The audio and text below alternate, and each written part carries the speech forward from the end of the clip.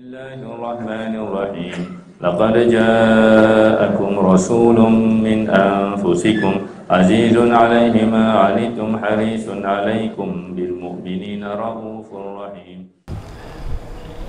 Bismillahirrahmanirrahim. Assalamualaikum warahmatullahi wabarakatuh.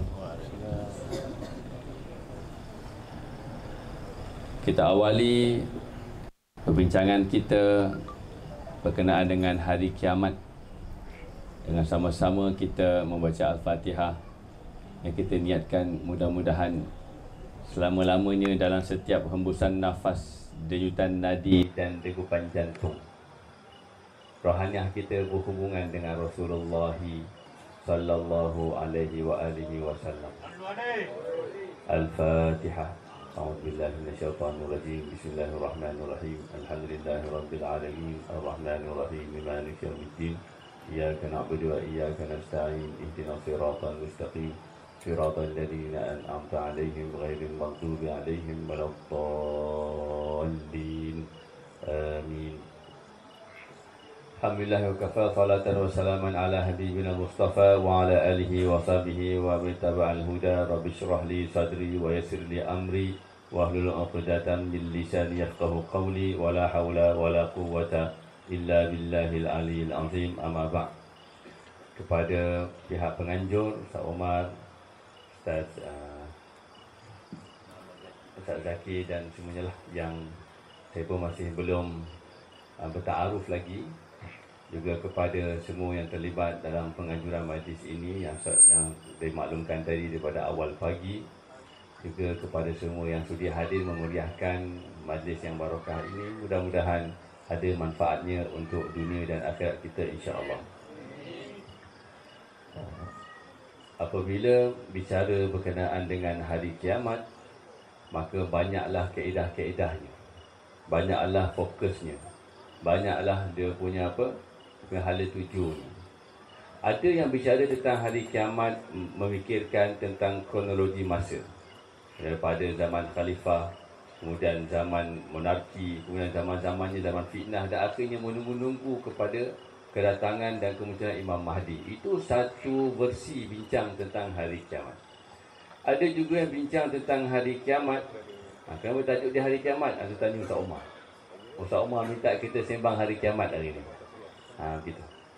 Jadi ada juga yang bincang tentang hari kiamat, dia fokuskan kepada apa yang berlaku padanya. Maknanya diambang kiamat dan ke huru-hara kiamat itu sendiri, kemudian terus pergi menjejah kepada alam akhirat. Ada juga yang bila bicara tentang hari kiamat, dia memikirkan keadaan kiamat untuk dirinya, bukan kiamat dunia ini, tapi kiamat dirinya. Dan apakah yang dimaksudkan dengan kiamat dirinya? Itulah mati. Begitu. Dan itu dirasakan lebih berkaitan dengan diri kita sendiri. Maknanya kalau kita fikir tentang apa yang akan berlaku, plot-plot kiamat itu, maka itu semua telah dihimpunkan oleh para ulama dan dibicarakan oleh ramai asatizah berkenaan dengan hadis-hadis dan riwayat-riwayat yang berkenaan dengan plot-plot penceritaan hari kiamat. Tapi pada masa yang sama, kita tak mampu nak buat apa-apa pun. Ia ibarat maknanya penceritaan yang telah Allah Ta'ala tentukan. Tidak boleh kita nak mengapa-apakan pun. Tak dapat nak ditambah umur bumi dan tak dapat nak dikurangkan umur bumi. Tetap akan berlaku. Maka daripada bicara tentang perkara itu, baik bicara tentang kiamat dengan diriku. Bila sembang kiamat dengan diriku, maka kiamat kita semua apa dia? Mati. Itu yang ketiga. Tetapi dalam banyak-banyak itu ada satu perkara, pendekatan yang keempat. Pendekatan yang keempat antaranya adalah seperti mana yang dalam riwayat yang semua kita tahu. Sahabat bertanya kepada Nabi SAW berkenaan dengan bila kiamat. Bilakah kiamat? Nabi SAW tidak menceritakan tentang bila kiamat itu berlaku, apa tanda-tandanya sebagai jawapan langsung kepada soalan sahabat tadi. Nabi juga SAW tidak menceritakan perihalan kedahsyatan hari kiamat itu sendiri. Tapi Nabi bertanya balik kepada sahabat tadi, apa dia? Apakah yang kau sediakan terkait dengan hari kiamat? Maka sahabat tadi menyatakan bahawa aku ni tak ada apa-apa perkara pun yang aku buat pulun, melainkan hatiku ni sentiasa kekal dalam kecintaan kepadamu ya Rasulullah sallallahu alaihi wasallam. Maka Nabi SAW mengatakan bahawa dah kamu akan bersama dengan apa dia? Yang kamu cintai. Begitu. Jadi itu adalah pendekatan yang lain dalam bicara tentang hari kiamat. Ada sahabat yang lain mengatakan dalam hadis, yang saya ringkaskan dan saya permudahkan kefahamannya. Yang penting kita ambil intinya. Bahawa sahabat risau. Ya Rasulullah, nanti kalaupun kami masuk ke syurga, kami tak ada masalah dengan syurga tu. Dan kami tak gembira apa pun. Ni maaf, ni penceritaan saja ya. Bukan begitu lafaznya. Maknanya yang kami risaukan adalah di syurga nanti macam mana nak jumpa dengan kau ya Rasulullah. Itu. Sahabat tak sembang dari sudut mana takut neraka masuk ke syurga. Tidak. Sahabat fikir nak jumpa Nabi SAW. Dan optimis dan husnuzon dan sangka baiknya para sahabat ini, maknanya mengatakan bahawa kami kalau di syurga tu luas. Macam yang penting macam nak jumpa engkau. Engkau masih di tempat yang paling tinggi yang indah. Kami ini siapa? Itu kerisauan para sahabat. Maka Nabi SAW pun menjawab, engkau akan bersama yang engkau cintai. Itu. Jadi fokus Nabi SAW adalah apa? Apabila sahabat bicara tentang kiamat dan bicara tentang hal ehwal hari akhirat, dan bila sembang ehwal hari akhirat, sahabat tak sembang tentang neraka. Sahabat sembang tentang keberadaan mereka dalam syurga. Dan dalam syurga itu tetap tidak menggembirakan mereka. Kenapa? Kerana yang menggembirakan mereka adalah siapa? Adalah Nabi SAW. Nabi menjawab dengan jawapan yang standard bahawa kamu akan bersama orang yang kamu cintai. Apa maksudnya? Kalau kita sembang tentang kiamat, maka dekat situ kematian, dekat situ hari akhirat. Bila sembang tentang hari akhirat, semua kita inginkan syurga. Dan semua perkara itu persediaannya adalah kecintaan kepada Rasul junjungan Nabi Muhammad sallallahu alaihi wasallam. Dengan cinta itu, sahabat mengintai-intai. Sahabat mengintai-intai lagi. Okey, apakah di antara tanda-tanda maknanya yang menuju kepada akhir zaman? Okey, kalau dalam konteks umat Nabi SAW, okey, maknanya perutusan Nabi sebagai Nabi itu dah akhir tanda akhir zaman dah. Itu yang paling nyata. Ya. Okey. Kemudian sahabat berfikir lagi berkenaan dengan akhir zaman ini. Nabi SAW mengatakan bahawa nanti akan terbuka kota Konstantinopel. Itu juga sebagai di antara plot-plot penceritaan akhir zaman yang banyak. Tapi kita nak tengok macam mana sahabat. Macam mana sahabat. Okey. Nabi mengatakan bahawa kota Konstantinopel, itu Istanbul itu, okey, akan dibuka pada zaman yang sebaik-baik khalifah, sebaik-baik rakyat, sebaik-baik tentera. Itu isyarat yang Nabi SAW berikan. Okey. Maka sahabat lantaran kecintaan mereka kepada baginda SAW ingin menjadikan diri mereka lah, pada zaman mereka lah keadaan itu berlaku. Maka dengan nafas kecintaan itu, sahabat mengembangkan Islam sampai ke seluruh pelosok dunia. Dan sahabat mereka tidak mengharapkan agar mereka lah yang disebutkan oleh Nabi Muhammad SAW. Ternyata sahabat ke orangnya? Bukan. Kemudian sambung kepada tabi'in. Tabi'in pun sama. Maka mengharapkan hadis tersebut merujuk kepada zaman mereka.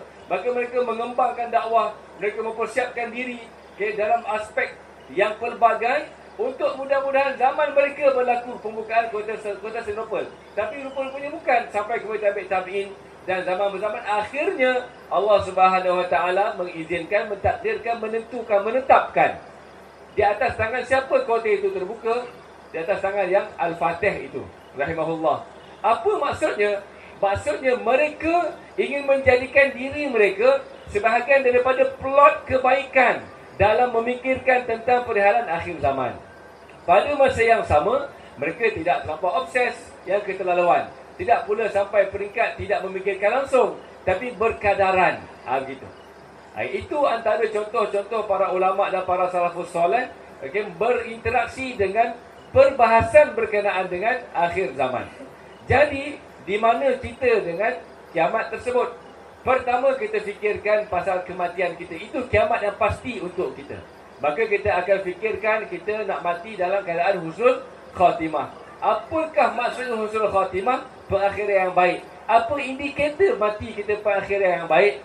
Perakhiran yang baik, indikatornya adalah bernafsu mutmainnah. Maka kita perlu fikirkan bagaimana untuk menukar nafsu kita daripada amarah kepada lawamah, daripada lawamah kepada mulhamah, daripada mulhamah kepada mutmainnah. Apakah ciri nafsu mutmainnah? Ciri orang yang bernafsu mutmainnah itu cirinya redha, tenang. Memandang segala perkara yang berlaku adalah tanda kasih Allah Subhanahu wa taala. Dan nafsu mutmainnah ini adalah natijah daripada limpahan cahaya Nabi sallallahu alaihi wasallam. Itu lebih perlu kita fokuskan berbanding kita fokuskan perkara-perkara yang lain. Di sana ada orang yang mengkaji berkenaan dengan akhir zaman, iaitu disebut sebagai ilmu eskatologi. Kalau di peringkat antarabangsa, antaranya Syekh Imran Hussein. Okey, kemudian juga maknanya dibicarakan oleh Habib Abu Bakar Al-Adini rahimahullah dalam fiqh tahawulat. Dan itu lebih nampak lengkap lagi frameworknya, kerangkanya. Dan juga di Malaysia ini yang biasa bersembang tentang akhir zaman, antaranya Ustaz Auni. Okey, itu boleh tengok YouTube, boleh rujuk. Okey, tentang perihalan satu persatu. Ustaz Wadi Anwar. Itu dua orang.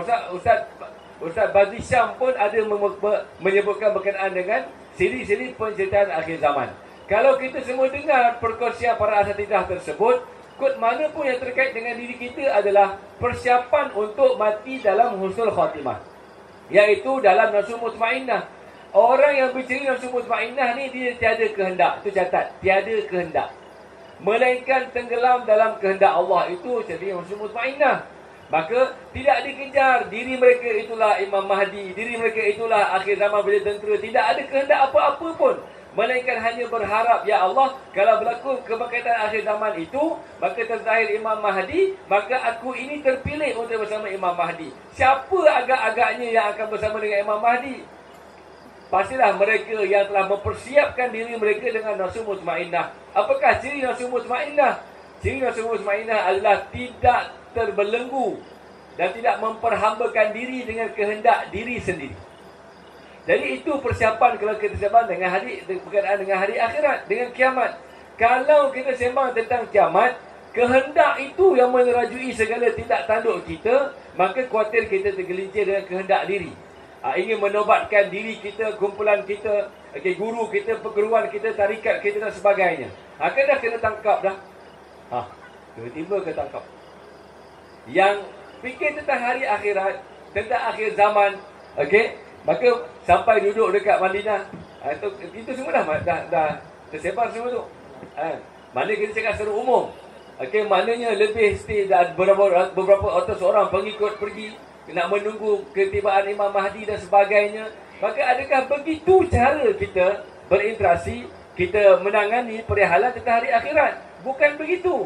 Kita tetap dengan kehidupan kita. Fokus kita adalah menuju nafsu mutmainnah. Nak menuju nafsu mutmainnah kena ada guru rohani yang membimbing, mursyid yang memberi panduan.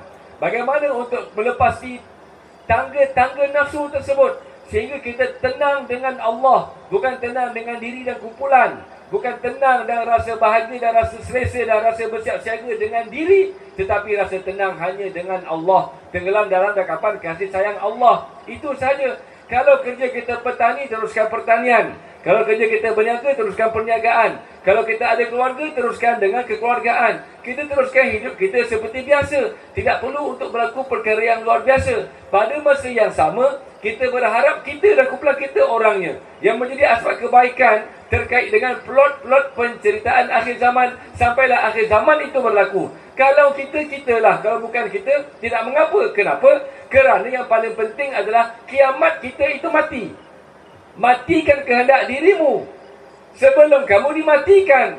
Kalau kamu sudah mati, sebelum mati kehendak dirimu, maka kamu mati dengan kehendak diri, bukan dengan kehendak Allah, bukan dengan kehendak ilahi. Itu perkaranya. Maka ada yang melalui proses persilatan, ada yang melalui proses rawatan rawatan ruqyah, ada yang melalui proses-proses maknanya zikir, ada yang melalui proses khidmat, ada yang melalui proses perniagaan, macam-macam proses. Itu bahagian masing-masing. Likulli hizbin bima ladaihim farihun. Bagi bahagian masing-masing mereka bergembira dengan semua golongan bergembira dengan bahagian masing-masing. Tapi semua golongan berkongsi satu perkara yang sama, iaitu ingin berada dalam husnul khatimah, nafsu mutmainnah, hilang segala kehendak. Itu perkara bila kita bersembang tentang hari kiamat. Ramai juga yang apabila sembang tentang hari kiamat ini, bersembang tentang rasa kuat, rasa nak bersedia. Dan akhir zaman maknanya apa dia? Pergi ke mana-mana tempat, Okey, maknanya tinggalkan sistem duit, ambil sistem barter. Okey, maknanya buang semua makanan-makanan yang lain, ambil sistem yang ekologi, apa maknanya alam semula jadi dan sebagainya, memencilkan diri dan sebagainya. Maka adakah perkara itu mesti begitu? Jawapannya tak semesti begitu. Tak semestinya begitu. Tapi nak buat begitu salah tak salah? Tak salah, asalkan tidak menzalimi dan mengganggu orang lain dan tidak mendatangkan fitnah. Yang paling penting adalah bukan memencilkan diri dan bersiap siaga. Yang paling penting adalah bersiap untuk menghadapi mati. Kalau sembang hari kiamat tidak bertambah peringatan untuk mati, maka apa maknanya sembang hari kiamat?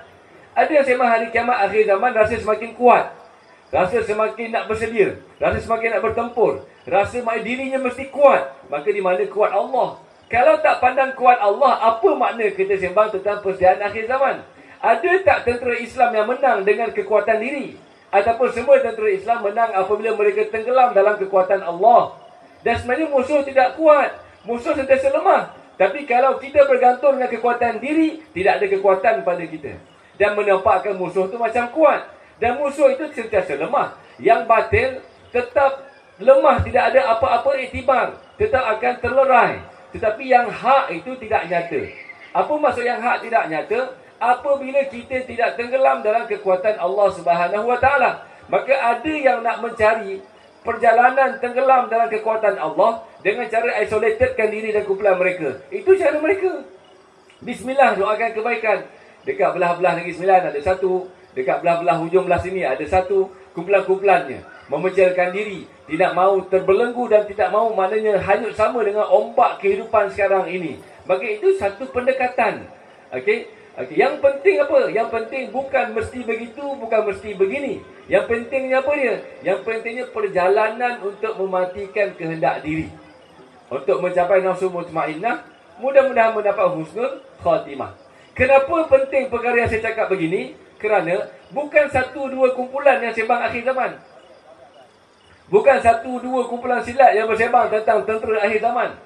Banyak. Bukan satu dua perguruan yang mengatakan, yang mencari-cari tentang Imam Mahdi dan sebagainya. Kalau semuanya dengan kehendak, akhirnya tak sempat Imam Mahdi Allah zahirkan, kumpulan-kumpulan ini dah bertelagah. Dengan bendera masing-masing, dengan warna masing-masing, dengan pendekatan masing-masing.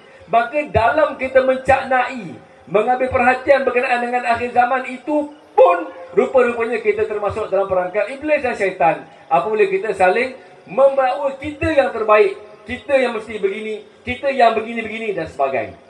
Itulah. Jadi semua perkara itu hanya pendekatan. Sama seperti para sahabat dan para ulama dahulu buat. Mudah-mudahan zaman mereka berlaku sekian-sekian perkara. Tetapi kalau tidak zaman mereka, tak ada masalahnya. Maka itu juga kita buat dengan persediaan yang kita rasa kita mampu buat. Yang penting kita buat semua persediaan itu dalam keadaan tenggelam dalam kecintaan kepada Nabi SAW. Tujuan majlis malam ni cinta Allah dan cinta Rasul SAW. Dan yang kedua, kita buat semua perkara itu dalam keadaan untuk tenggelam dalam kudrat Allah, untuk tenggelam dalam iradat Allah, mematikan iradat dan kudrat diri. Maka akhirnya kita berjalan menanti plot-plot itu berlaku dalam kehidupan kita. Dia macam main game. Macam main game. Bila main game tu, game apa namanya? Yang game maknanya ada halangan, kita kena elak-elak tu.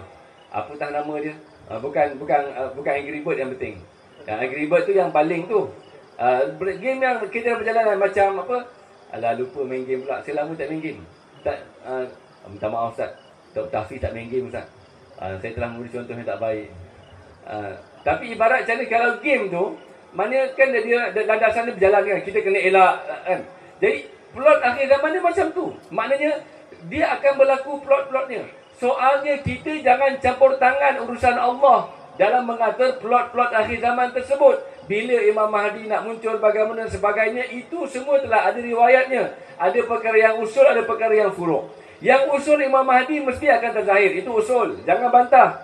Ya, kemudian yang furuknya, bagaimana ia terzahir? Di mana ia terzahir? Apakah pengertiannya? Itu furuk.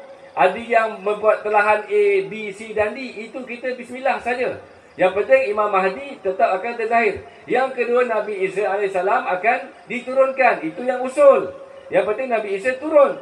cara Nabi Isa turun, bagaimana keadaan dan sebagainya. Walaupun ada hadis yang dihimpun oleh para ulama, tetapi ada yang memahami secara hakikat, ada yang memahami secara majazi, ada yang memahami secara isyarat dan sebagainya. Maka itu membuatkan banyak kecenderungan dan banyak pendapat yang pelbagai.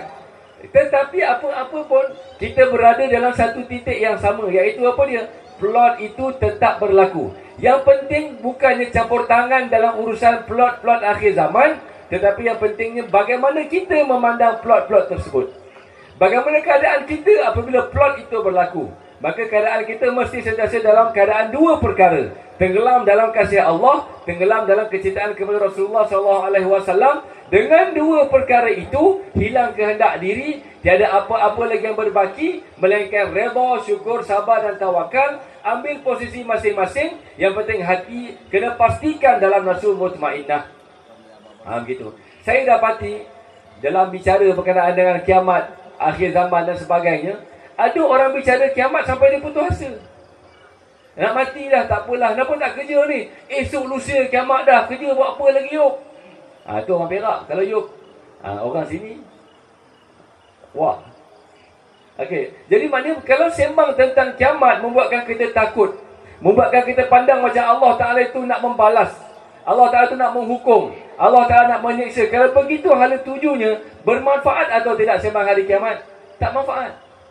Sebab itulah para sahabat nak sembang tentang perkara-perkara akhir zaman, diikat hati mereka dengan kecintaan kepada Nabi SAW. Sebab itulah ramai sahabat meninggalnya mereka di Madinah, Mekah ataupun di luar. Ramai sahabat meninggalnya di luar Mekah dan Madinah. Sebab apa? Sebab mereka juga ingin turut serta dalam plot-plot tersebut, dengan isyarat-isyarat tersebut. Dan itulah yang berlaku kepada tabi'in, tabi'in dan ulama' zaman berzaman. Maksudnya apa? Maksudnya dengan cinta mereka keluar bertebaran. Dan dengan cinta itu mereka memaklumi bagaimana posisi dan keadaan dan tindakan, supaya tidak membawa fitnah yang lebih besar. Dan memang fitnah semakin lama semakin banyak. Antara tanda akhir zaman dan kiamat ini adalah orang yang dusta dipercayakan, orang yang amanah didustakan. Itu biasa. Dan banyaknya skamer. Skamer lagi luar biasa. Skamer bukan lagi pada perniagaan, pada keustazan pun banyak keskameran. Ni faham? Mana pada keustazan, pada dulu pondok, kalau semua pondok memang pondok betul. Sekarang pondok skamer pun banyak. Mana buat pondok, buat minta sumbangan. Lepas tu akhirnya dapat sumbangan. Tok guru kaya kenyang, anak murid lapar kerana mujahadah. Okey, kemudian apa dia? Kemudian maknanya itu hanya untuk mendapatkan apa dia? Mendapatkan sebuah kehidupan. Itu banyak. Maka soalnya bila sembang tentang kiamat akhir zaman dan yang berkaitan dengannya, soalnya jujur dengan Allah. Jujur dengan Allah. Zaman akhir ini mursyid pun mursyid skamer banyak. Nak bermursyid dengan saya, kahwin dengan saya. Ustaz dah isteri 4, saya mursyid, tak apa lebih. Saya ada kekhususiah. Waklu. Faham waklu? Mana boleh macam tu? Tak boleh. Okey, itu. Jadi berapa ramai yang dah terkena benda-benda begitu. Okey, ada juga yang tentang akhir zaman ini tak apa. Kalau jalan mudah kemudian mendapat cahaya Allah, berikan saya RM50,000. Ingat dia boleh beli cahaya ni. Maka itu juga adalah satu bentuk kegelinciran bila bicara tentang akhir zaman. Soalnya, macam mana boleh berlaku begitu? Sebab bicara akhir zaman bersama dengan kehendak diri. Nak menampakkan diri hebat, nak menampakkan kekurangan hebat, nak mempamerkan, nak nampak kedirian dan keakuan. Dan saya diajar oleh mursyid-mursyid saya, jangan diganggu-gugat, jangan disembang-sembang. Akhir zaman itu dia tetap akan berlaku. Yang penting bagaimana kamu bila keadaan itu berlaku. Jiwamu bagaimana, nafsumu bagaimana, kehendak dirimu adakah sudah dimatikan. Maka sebab itulah terciptanya lagu Wujudku dalam wujud apa? Wujud. Tu wujud ada dalam ni nampak kaya. Dah nyanyi satu. Usah lari mengejar bayangmu, henti langkah jika kau sedang tunduk bersimpu hadap dirimu. Dirimu adalah bayangannya, jangan tembus sepadan laisa. Pastilah kamu akan tersasar. Pandanglah alam juga dirimu, semua ternyata wajahnya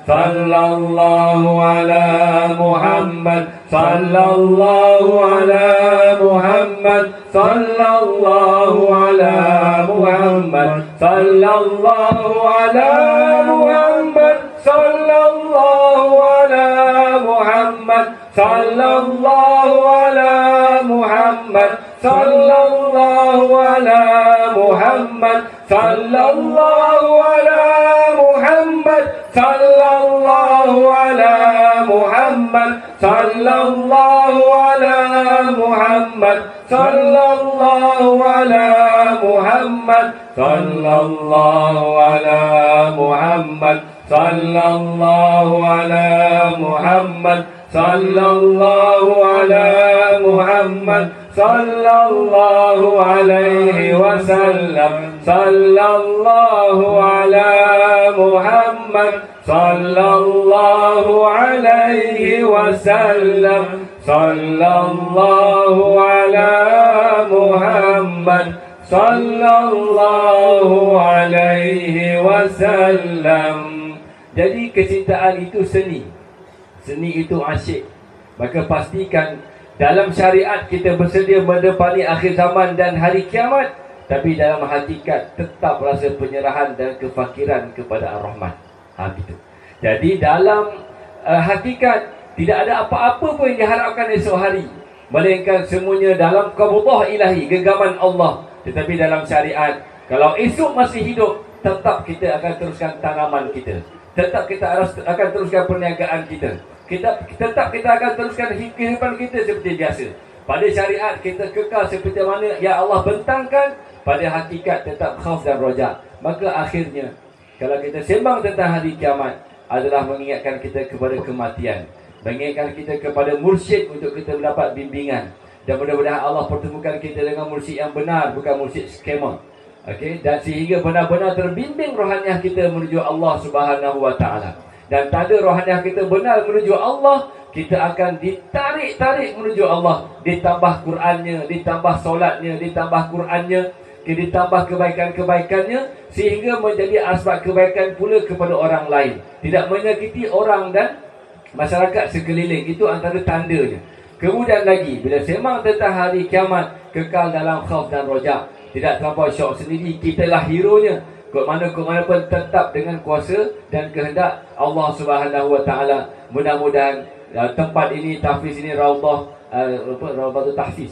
Raudhah Tahfiz di bawah selian para asatizah yang di sini tetap dalam taufik dan hidayah dari Allah, petunjuk yang benar dari Allah, dilindungi daripada segala tipu daya yang nyata dan tersembunyi, kekal berada dalam iradah Allah dan kudrat Allah, dalam rahmaniyatullah dan rahimiyatullah, sehingga benar menjadi asbab kebangkitan akhir zaman yang benar-benar dalam petunjuk dan sebelahan Nabi Muhammad sallallahu alaihi wasallam. Nanti kalau perkara itu berlaku dalam hayat kita, kita bergandengan tangan, kita akan bergandengan tangan dengan nafas kecintaan kepada Rasul junjungan Nabi Muhammad sallallahu alaihi wasallam. Mudah-mudahan pada anak kita yang menghafal Al-Quran, hafalannya itu bukan semata-mata pada huruf, tapi pada cahayanya.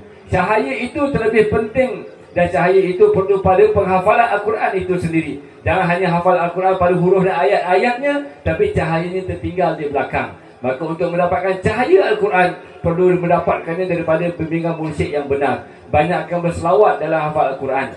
Kalau hafal Quran sejam, selawat itu 3 jam. Itu nisbahnya. Okay? Mana sebelum hafal Quran selawat dulu, sedang hafal Quran selawat lagi, dan habis hafal Quran pun selawat juga. Supaya apa dia? Supaya benar-benar berbekas. Ayat Al-Quran mungkin dilupakan, tapi sekali cahaya Al-Quran masuk ke dalam, tetap bersebati. Dan itu antara persediaan akhir zaman.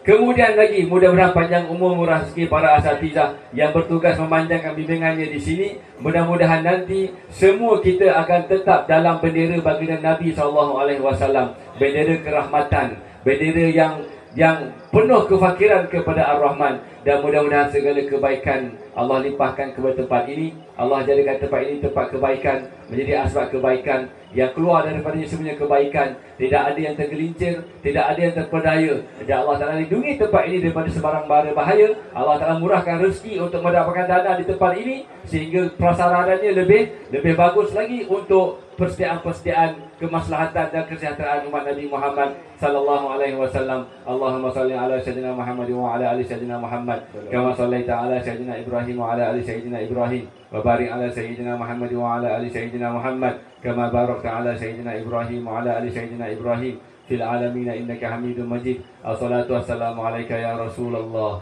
الصلاة والسلام عليك يا حبيب الله، الصلاة والسلام عليك يا نور ذات الله، الصلاة والسلام عليك يا نور جمال الله، الصلاة والسلام عليك أيها النبي ورحمة الله وبركاته. بسم الله الرحمن الرحيم. لقد جاءكم رسول من أنفسكم عزيز عليه ما عنتم حريص عليكم بالمؤمنين رؤوف رحيم.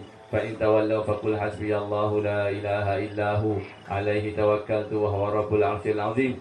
يا ربي بالمصطفى بلغ مقاصدنا واغفir lana ma madha ya wasi'al karami. Ya Allah, tenggelamkan kami dalam kerahmatan-Mu, kuatkan kami dalam kekuatan-Mu, tenggelamkan kehendak kami dalam kehendak-Mu, hapuslah wujud diri kami dan berada dalam wujud-Mu, kekal kami bersama dengan-Mu ya Allah, dengan pintu cahaya cinta Nabi-Mu ya Allah sallallahu alaihi wasallam, dengan bimbingan para pewaris baginda yang hak ya Allah. Wa sallallahu ala sayyidina Muhammad wa ala alihi wa sahbihi ajma'in. Subhana rabbika rabbil izzati amma yasifun wa salamun ala mursalin walhamdulillahi rabbil alamin. Allahumma aftah abwaabas sama' wa taqabbal du'a bi sirril Fatihah. A'udzu billahi minasyaitonir rajim. Bismillahirrahmanirrahim. Alhamdulillahi rabbil alamin arrahmanir rahim maliki yaumiddin. Iyyaka na'budu wa iyyaka nasta'in. Ihdinas siratal mustaqim. Siratal ladzina an'amta 'alaihim ghairil maghdubi 'alaihim waladdallin. Amin.